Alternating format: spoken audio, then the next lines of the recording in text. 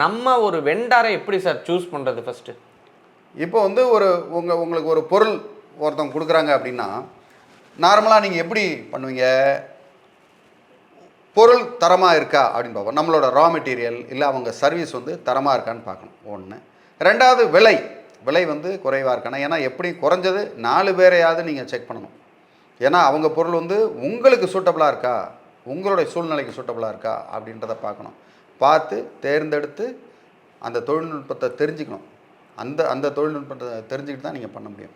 நீங்கள் தெரியாமல் ஏதோ ஒன்று ஆர்டர் பண்ணுவோம், கொடுக்குறாங்க, கடனுக்கு கொடுக்குறாங்கன்றதுக்காக நம்ம வாங்கி போட்டோம்னா அந்த இடத்துல ஆபத்து நமக்கு பின்னாடி காத்துக்கிட்டு இருக்கும். ஏன்னா 4 மாதம் கழிச்சு இல்லை இது எனக்கு தேவையில்லை திருப்பி எடுத்துகிட்டு போகணுன்னு சொன்னால் அவங்க அங்கே போய் விற்கவும் முடியாது.